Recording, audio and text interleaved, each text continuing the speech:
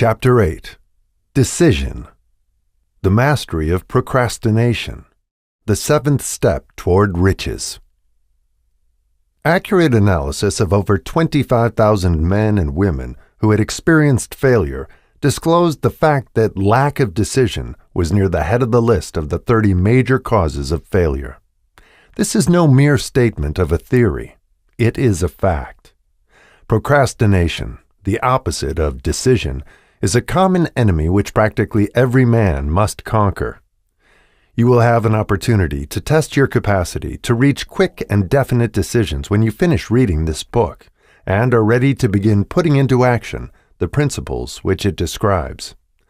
Analysis of several hundred people who had accumulated fortunes well beyond the $1 million mark disclosed the fact that every one of them had the habit of reaching decisions promptly and of changing these decisions slowly, if and when they were changed. People who fail to accumulate money, without exception, have the habit of reaching decisions, if at all, very slowly, and of changing these decisions quickly and often. One of Henry Ford's most outstanding qualities is his habit of reaching decisions quickly and definitely, and changing them slowly. This quality is so pronounced in Mr. Ford that it has given him the reputation of being obstinate. It was this quality which prompted Mr. Ford to continue to manufacture his famous Model T, the world's ugliest car, when all of his advisors and many of the purchasers of the car were urging him to change it. Perhaps Mr. Ford delayed too long in making the change, but the other side of the story is that Mr. Ford's firmness of decision yielded a huge fortune before the change in model became necessary. There is but little doubt that Mr. Ford's habit of definiteness of decision assumes the proportion of obstinacy, but this quality is preferable to slowness in reaching decisions and quickness in changing them. The majority of people who fail to accumulate money sufficient for their needs are, generally, easily influenced by the opinions of others. They permit the newspapers and the gossiping neighbors to do their thinking for them. Opinions are the cheapest commodities on earth. Everyone has a flock of opinions ready to be wished upon anyone who will accept them. If you are influenced by opinions when you reach decisions, you will not succeed in any undertaking, much less in that of transmuting your own desire into money. If you are influenced by the opinions of others, you will have no desire of your own. Keep your own counsel when you begin to put into practice the principles described here by reaching your own decisions and following them. Take no one into your confidence except the members of your mastermind group, and be very sure in your selection of this group that you choose only those who will be in complete sympathy and harmony with your purpose. Close friends and relatives, while not meaning to do so, often handicap one through opinions, and sometimes through ridicule, which is meant to be humorous. Thousands of men and women carry inferiority complexes with them all through life, because some well-meaning but ignorant person destroyed their confidence through opinions or ridicule. You have a brain and mind of your own. Use it, and reach your own decisions. If you need facts or information from other people to enable you to reach decisions, as you probably will in many instances, acquire these facts or secure the information you need quietly, without disclosing your purpose. It is characteristic of people who have but a smattering or a veneer of knowledge to try to give the impression that they have much knowledge. Such people generally do too much talking and too little listening. Keep your eyes and ears wide open and your mouth closed if you wish to acquire the habit of prompt decision. Those who talk too much do little else. If you talk more than you listen, you not only deprive yourself of many opportunities to accumulate useful knowledge, but you also disclose your plans and purposes to people who will take great delight in defeating you because they envy you. Remember also that every time you open your mouth in the presence of a person who has an abundance of knowledge, you display to that person your exact stock of knowledge, or your lack of it. Genuine wisdom is usually conspicuous through modesty and silence. Keep in mind the fact that every person with whom you associate is, like yourself, seeking the opportunity to accumulate money. If you talk about your plans too freely, you may be surprised when you learn that some other person has beaten you to your goal by putting into action ahead of you the plans of which you talked unwisely. Let one of your first decisions be to keep a closed mouth and open ears and eyes. As a reminder to yourself to follow this advice, it will be helpful if you copy the following epigram in large letters and place it where you will see it daily. Tell the world what you intend to do, but first show it. This is the equivalent of saying that deeds, and not words, are what count most. Freedom or death on a decision. The value of decisions depends upon the courage required to render them. The great decisions, which served as the foundation of civilization, were reached by assuming great risks, which often meant the possibility of death. Lincoln's decision to issue his famous Proclamation of Emancipation, which gave freedom to the colored people of America, was rendered with full understanding that his act would turn thousands of friends and political supporters against him. He knew, too, that the carrying out of that proclamation would mean death to thousands of men on the battlefield. In the end, it cost Lincoln his life. That required courage. Socrates' decision to drink the cup of poison rather than compromise in his personal belief was a decision of courage. It turned time ahead 1,000 years and gave to people then unborn the right to freedom of thought and of speech. The decision of General Robert E. Lee, when he came to the parting of the way with the Union and took up the cause of the South, was a decision of courage, for he well knew that it might cost him his own life, that it would surely cost the lives of others. But the greatest decision of all time, as far as any American citizen is concerned, was reached in Philadelphia, July 4th, 1776, when 56 men signed their names to a document, which they well knew would bring freedom to all Americans, or leave every one of the 56 hanging from a gallows. You have heard of this famous document, but you may not have drawn from it the great lesson in personal achievement it so plainly taught. We all remember the date of this momentous decision, but few of us realize what courage that decision required. We remember our history as it was taught. We remember dates and the names of the men who fought. We remember Valley Forge and Yorktown. We remember George Washington and Lord Cornwallis. But we know little of the real forces back of these names, dates, and places. We know still less of that intangible power which ensured us freedom long before Washington's armies reached Yorktown. We read the history of the Revolution and falsely imagine that George Washington was the father of our country, that it was he who won our freedom, while the truth is, Washington was only an accessory after the fact, because victory for his armies had been ensured long before Lord Cornwallis surrendered. This is not intended to rob Washington of any of the glory he so richly merited. Its purpose, rather, is to give greater attention to the astounding power that was the real cause of his victory. It is nothing short of tragedy that the writers of history have missed entirely even the slightest reference to the irresistible power which gave birth and freedom to the nation destined to set up new standards of independence for all the peoples of the earth. I say it is a tragedy because it is the same self-power which must be used by every individual who surmounts the difficulties of life and forces life to pay the price asked. Let us briefly review the events which gave birth to this power. The story begins with an incident in Boston, March 5th, 1770. British soldiers were patrolling the streets, by their presence openly threatening the citizens. The colonists resented armed men marching in their midst. They began to express their resentment openly, hurling stones as well as epithets at the marching soldiers until the commanding officer gave orders. "Fix bayonets! Charge!" The battle was on. It resulted in the death and injury of many. The incident aroused such resentment that the provincial assembly, made up of prominent colonists, called a meeting for the purpose of taking definite action. Two of the members of that assembly were John Hancock and Samuel Adams. Long live their names!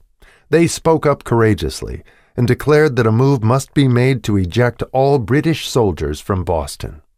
Remember this: a decision, in the minds of two men, might properly be called the beginning of the freedom which we, of the United States, now enjoy. Remember, too, that the decision of these two men called for faith and courage because it was dangerous.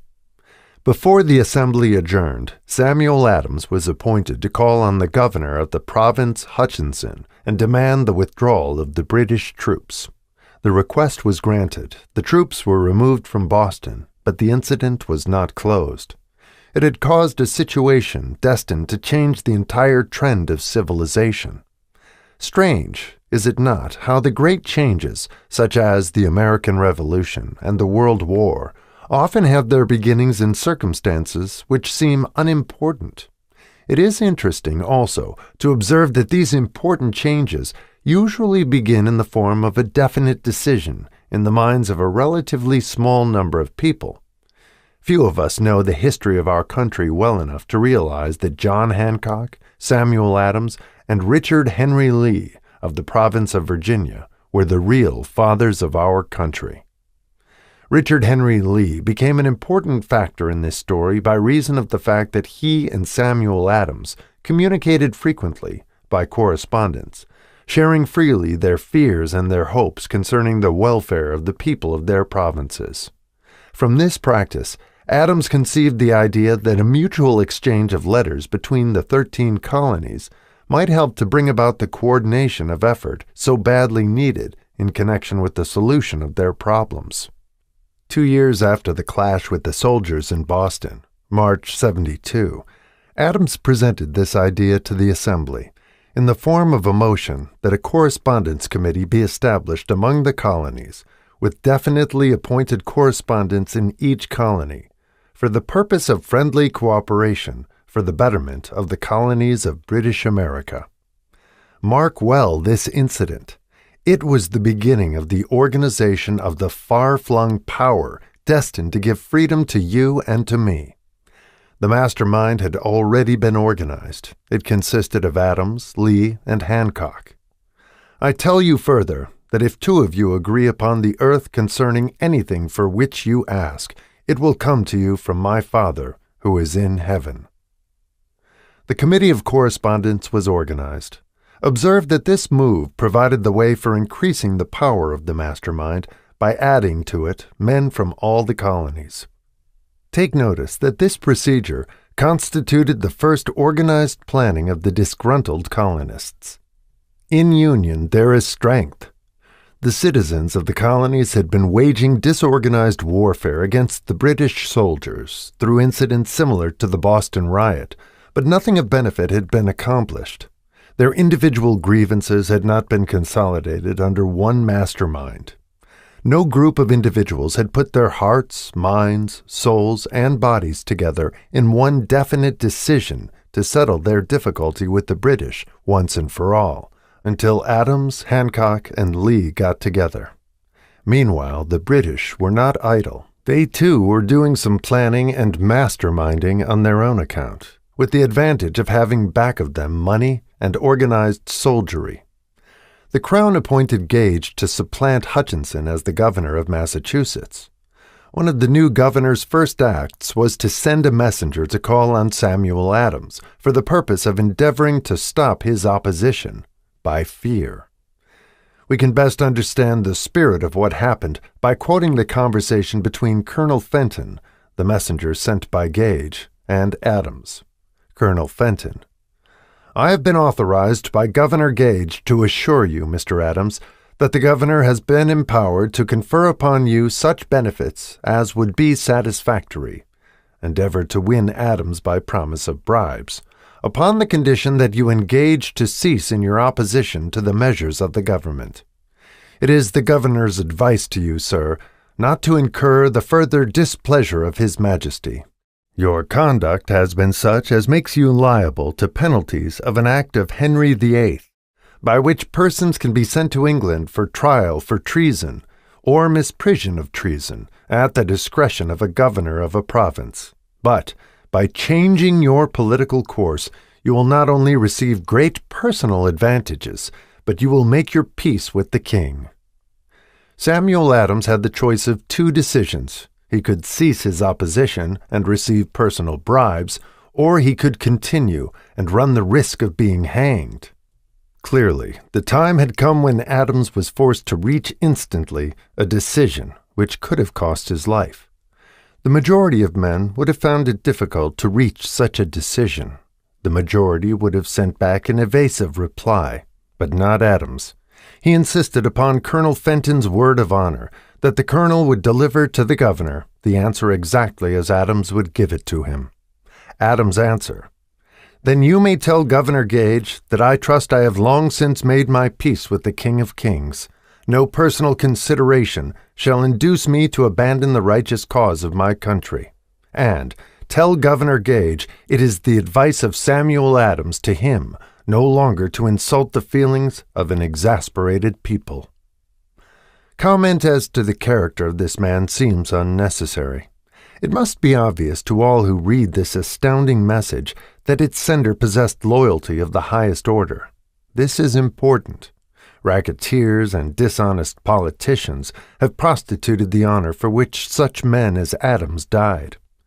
When Governor Gage received Adams' caustic reply, he flew into a rage and issued a proclamation which read, "I do hereby, in His Majesty's name, offer and promise His most gracious pardon to all persons who shall forthwith lay down their arms and return to the duties of peaceable subjects, excepting only from the benefit of such pardon Samuel Adams and John Hancock, whose offenses are of too flagitious a nature to admit of any other consideration but that of condign punishment." As one might say in modern slang, Adams and Hancock were on the spot. The threat of the irate governor forced the two men to reach another decision, equally as dangerous. They hurriedly called a secret meeting of their staunchest followers. Here the mastermind began to take on momentum.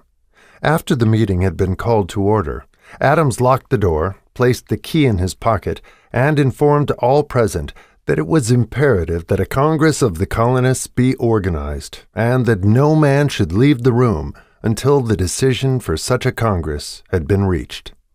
Great excitement followed. Some weighed the possible consequences of such radicalism, old man fear. Some expressed grave doubt as to the wisdom of so definite a decision in defiance of the Crown. Locked in that room were two men immune to fear, blind to the possibility of failure, Hancock and Adams. Through the influence of their minds, the others were induced to agree that, through the Correspondence Committee, arrangements should be made for a meeting of the First Continental Congress to be held in Philadelphia, September 5th, 1774. Remember this date.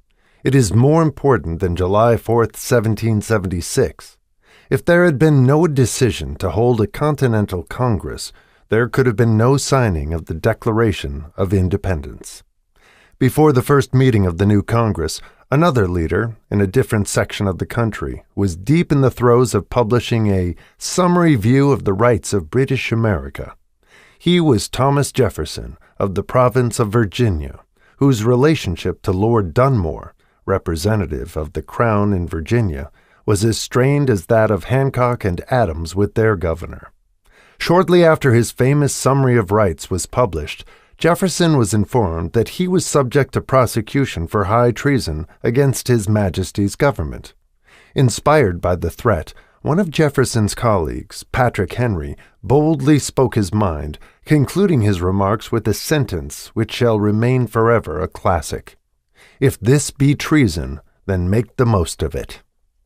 It was such men as these who, without power, without authority, without military strength, without money, sat in solemn consideration of the destiny of the colonies, beginning at the opening of the First Continental Congress, and continuing at intervals for 2 years, until on June 7, 1776, Richard Henry Lee arose, addressed the chair, and to the startled assembly made this motion: "Gentlemen, I make the motion that these united colonies are, and of right ought to be, free and independent states, that they be absolved from all allegiance to the British Crown, and that all political connection between them and the state of Great Britain is, and ought to be, totally dissolved."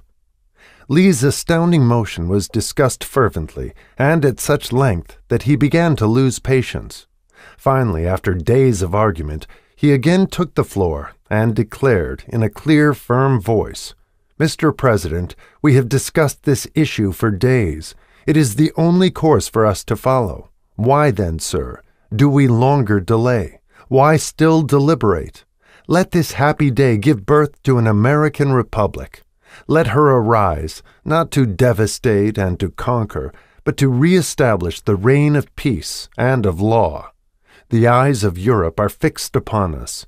She demands of us a living example of freedom that may exhibit a contrast in the felicity of the citizen to the ever-increasing tyranny."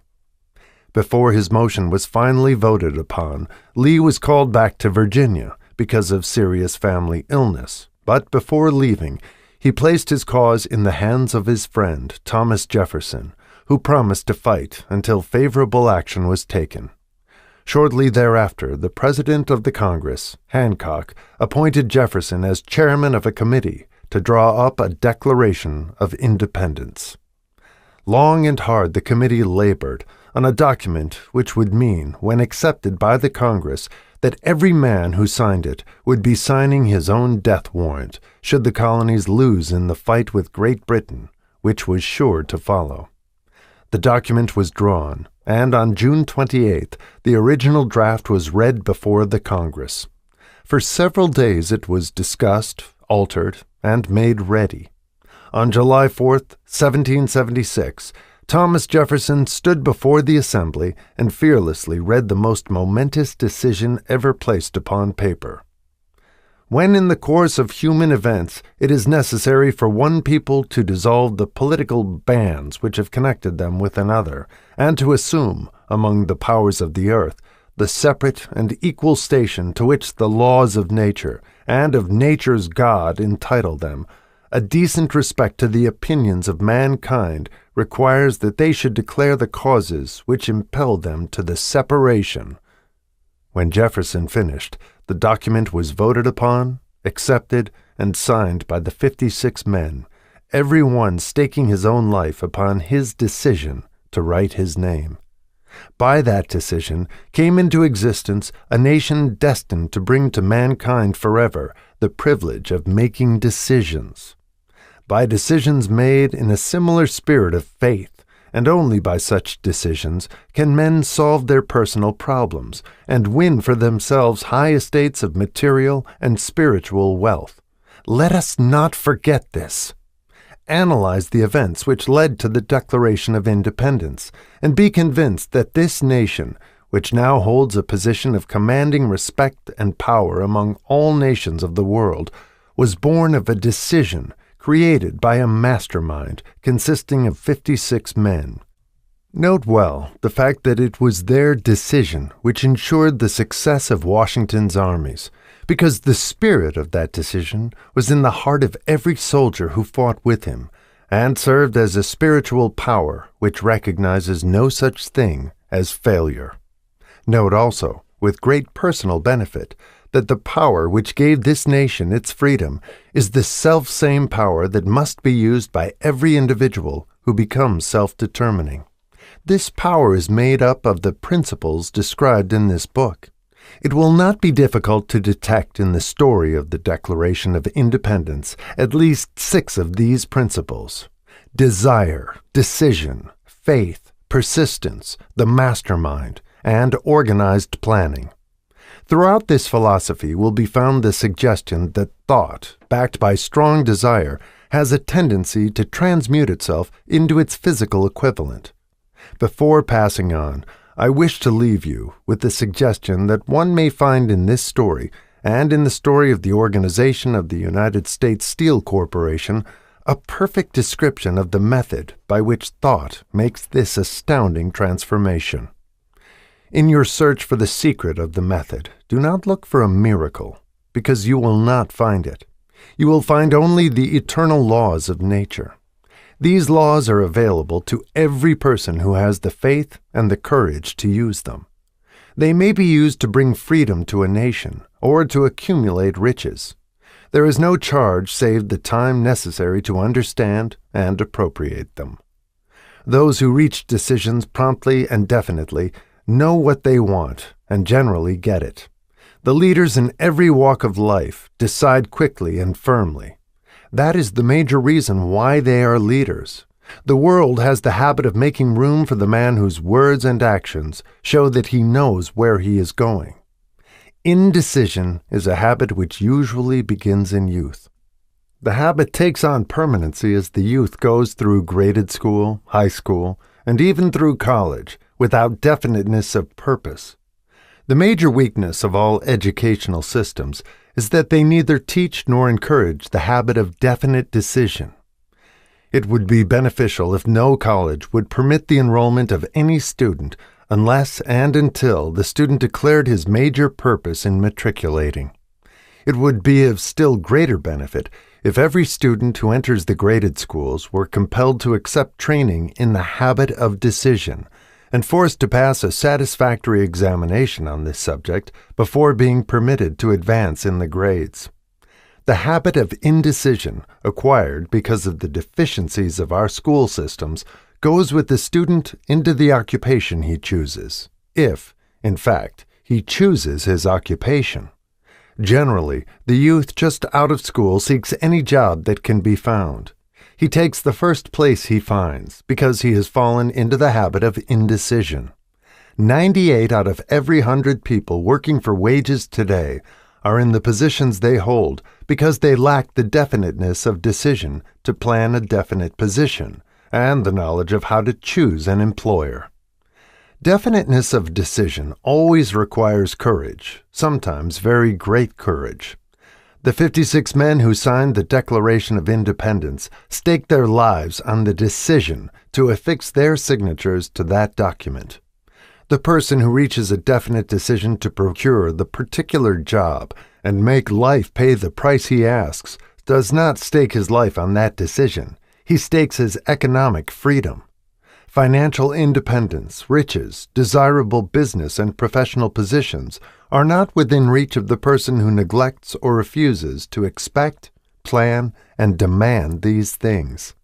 The person who desires riches in the same spirit that Samuel Adams desired freedom for the colonies is sure to accumulate wealth. In the chapter on organized planning, you will find complete instructions for marketing every type of personal services. You will find also detailed information on how to choose the employer you prefer and the particular job you desire. These instructions will be of no value to you unless you definitely decide to organize them into a plan of action.